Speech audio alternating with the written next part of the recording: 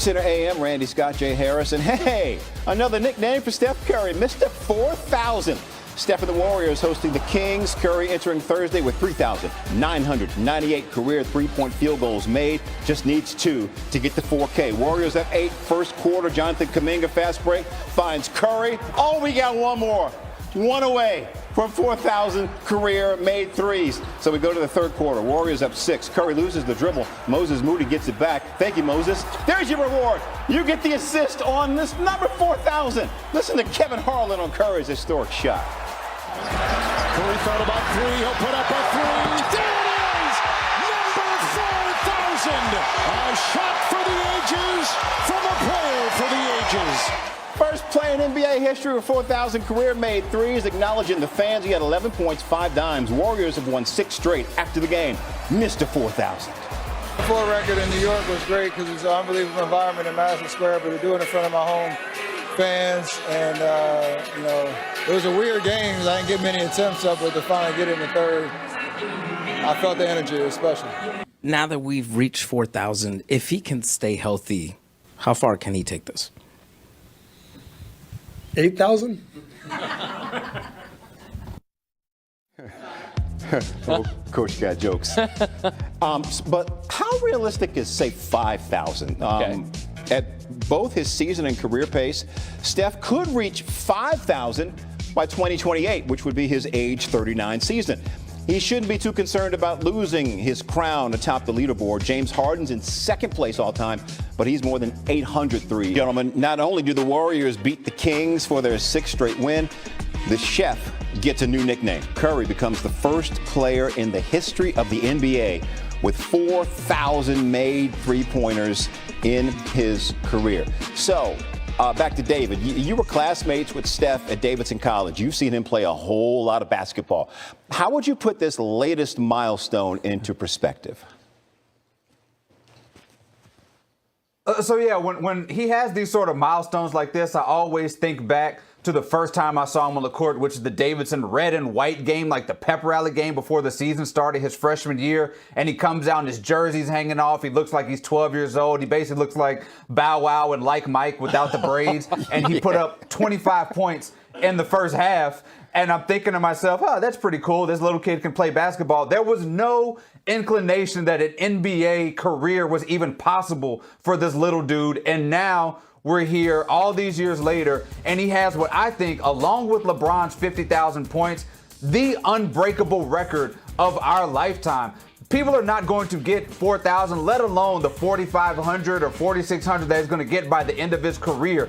This dude is obviously the greatest shooter we've ever seen, and he is leading this era and setting a milestone that I don't think we're going to see broken anytime in the near future. Yeah, and it's been a whole lot of fun watching him do it, too.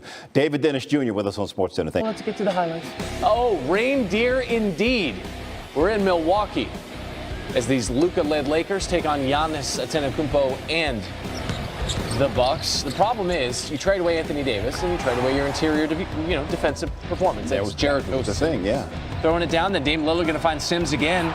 Sims only had the 4 points. We're showing you all of them. Both buckets because they made Giannis do that. Meanwhile, 10 dimes for Dame. Say that 10 times fast. Not now. Not now. Doncic driving, meanwhile. 14 of 27 from the floor. An incredible offensive performance for Luka, who pulls up, knocks down a triple there.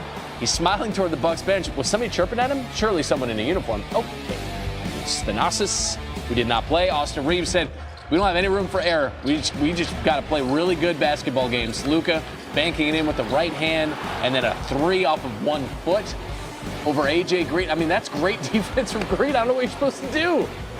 Markieff Morris doesn't either. He's like, I'm glad I play with him. Luka, 45 points, ties the season high, his most in a Laker uniform this season. Here comes Giannis, though, third quarter. Just a 2-point game at halftime. It's great that you can just elbow somebody in the face and then create space, and then the foul's on the guy you elbow, Brook Lopez. Lopez was 3 of 4 from distance. Splash Mountain had 23. We had 4 Bucks to go for 20 or more in the same game for the first time all season. One of them was Dame. He had 22 points, 10 dimes. We told you, 13th double-double of the season. Only 12 all of last season. Then Giannis, 24 points and 1. It's a third straight loss for the Lakers.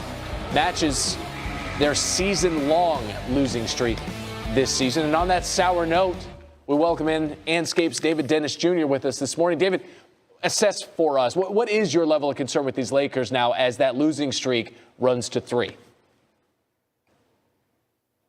So in the short term, this is going to get a lot uglier before it gets a lot better because that defense is going to struggle. There's no Rui, there's no LeBron, there's no Jackson Hayes. Alex Len was essentially unplayable last night, and Luka sort of fell into some of his old bad habits, getting back slowly on defense. He was carrying such a load offensively that he kind of looked a little bit more like Dallas Mavericks Luka on defense, and the rest of the team kind of followed suit. But in the long term, there's worse things that could happen than falling to the 4th or 5th seed in the Western Conference right now, because right now they're matched up with the Houston Rockets. And if you're a healthy Lakers with LeBron back, with Rui back, playing that level of defense that you played these last few weeks, you have to feel like you can get out of that first round unscathed against that Rockets team. So what's most important for this Lakers squad right now is to get everybody as healthy as possible for a playoff run, even though they're going to be looking kind of rough losing some of these games against the Bucks and the Nuggets for the next week or so. You mentioned the playoff run, and then you mentioned the Nuggets. That is the next team in their stretch of 6 games in 8 days. As that thing continues, it'll be Lakers and Nuggets tonight. David, stay close. Jay, what do you got? And it's a fair one, I think, to ask. Have we seen the last of him in a Duke uniform? The Duke star sprained his left ankle yesterday, forcing him out of Duke's ACC tournament win over Georgia Tech in the first half after it came down on the foot of a Yellow Jackets player. If you're squeamish, man, look away. I should have given you that warning about 5 seconds ago. Head coach John Shire saying that it's a quote-unquote real long shot. The freshman star will be able to play in the ACC tournament semifinals. College Game Day Seth Greenberg is with us from Nashville, the site of the SEC tournament. Coach, anytime you see your star player in a wheelchair needing help to get around, it's going to scare you. How would you approach here Cooper Flagg, his availability for the ACC tournament, and really his basketball at Duke moving forward? As a coach, there's a lot of people involved in this decision. It's going to be the medical staff. It's going to be his agent. It's going to be his parents, and obviously Coach Shire. If it was me, there is no chance I would play him in the ACC tournament, even if he got approved to be able to play in the ACC tournament. Look, Duke won the ACC regular season, right? Their body of work. That's their body of work. That's his body of work. The next goal is to win a national championship.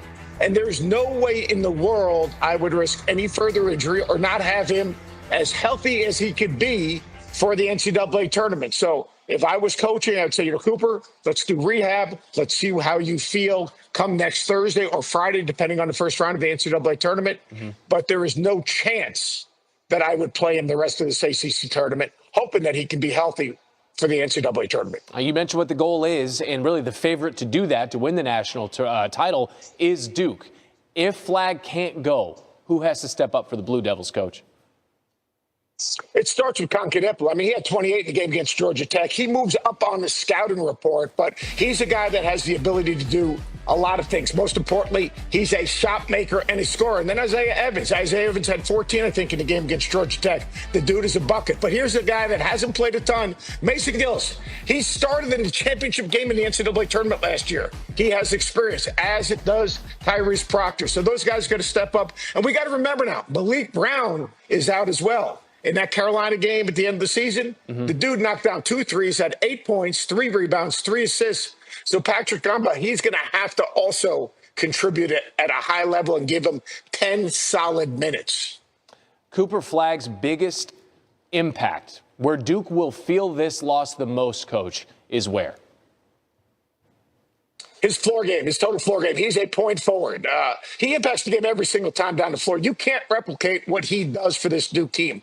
Offensively, defensively, scoring, and most importantly, the pressure he puts on the defense. Why? Because the pressure he puts on the defense, Randy, all right, you're game planning for him, which opens up opportunities for a Concanepple, an Isaiah Evans, maybe Malawach. So he impacts it every time down the floor. All right, Flagg had 10 games this season with 15 points, 5 rebounds, and 5 assists. That's the most by any Duke player since Grant Hill.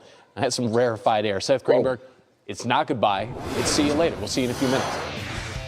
Looking ahead now to these top seeds projected by ESPN's Joe Lunardi, and this assumes health for Cooper Flagg. It has to, because it has Duke as the 27% favorite to win the national title. These are your projected 1 seeds: Auburn, Duke, Houston, and Florida.